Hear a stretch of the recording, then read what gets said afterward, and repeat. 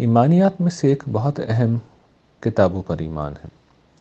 کتابوں میں سے بھی اب قرآن مجید ہی ہے جس کو وہ حیثیت حاصل ہے کہ یہی گویا کہ میزان ہے، فرقان ہے، یہ پچھلی کتابوں کے اوپر نگران ہے۔ اس حیثیت میں قرآن مجید پر ایمان لانا گویا کہ ساری کتابوں پر ایمان لانا، اور پچھلی کتابوں پر بہرحال ہم ایمان لاتے ہیں۔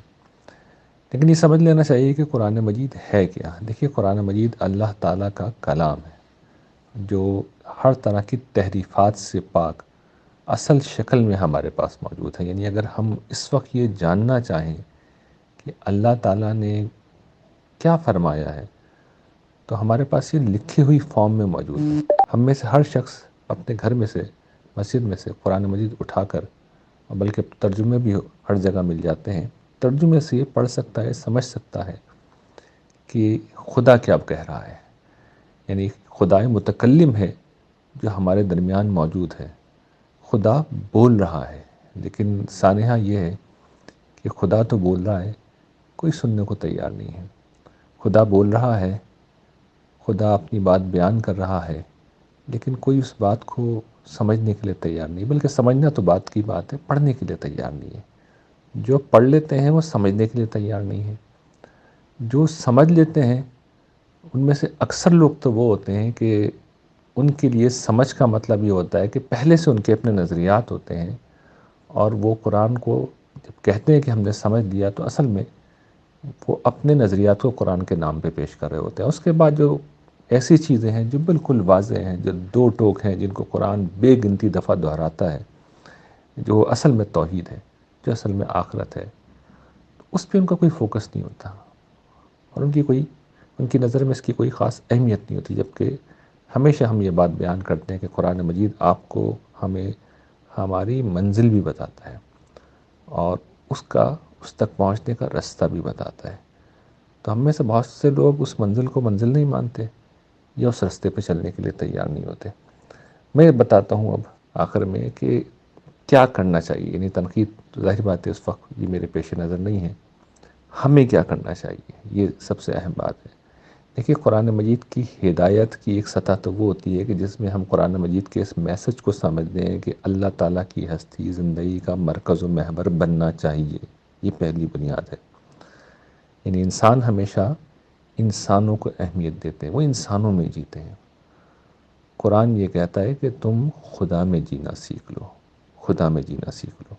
اسی طریقے سے انسان مادی دنیا کے، اس دنیا کے نفع و نقصان کو اہم ترین سمجھتے ہیں۔ قرآن یہ بتاتا ہے کہ نہیں، آخرت کا نفع و نقصان اہم ترین ہے۔ تو پہلی بات تو اس کو ماننا ہے۔ دوسری بات، ماننا کافی نہیں ہے، دوسری بات یہ ہے کہ اس ماننے کو اپنی نفسیات میں اتارنا ہے۔ اسی لیے آپ غور کیجئے، قرآن مجید جو درجنوں نہیں سینکڑوں دفعہ اپنی بات دہراتا ہے، وہ کیوں دہراتا ہے؟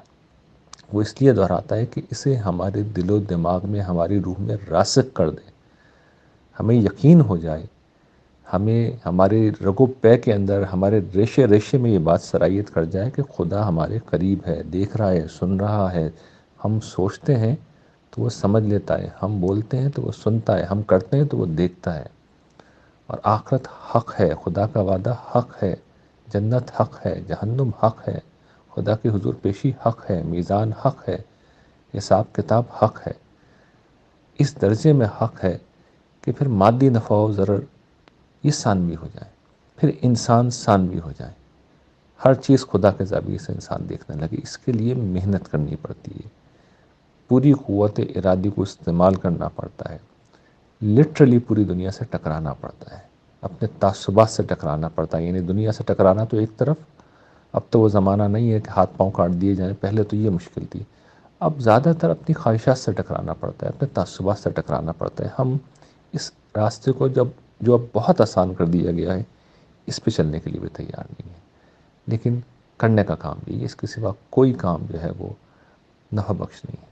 تو قرآن مجید کو سمجھ کے پڑھنا، اس کی تعلیمات کے مطابق اپنی سیرت و کردار کو ڈھالنا، اس کی منزل کو اپنی منزل بنانا، اور منزل تک پہنچنے کا جو راستہ قرآن بیان کرتا ہے اس کو اپنی زندگی بنانا، یعنی خدا کی ہستی مرکز و محور بن جائے، آخرت کا نفع و نقصان اصل میں اہم ترین ہو جائے، اور خدا کی بندگی اور بندوں کی خیر خواہی جو قرآن کی تعلیمات کا خلاصہ ہے، وہ زندگی کا ہدف بن جائے۔ یہ کر دیا تو ایمانیات مکمل ہو گئی، یہ نہیں کیا تو پھر مانتے رہیں قیامت کے دن کچھ بھی نفع بخش نہیں ہوگا۔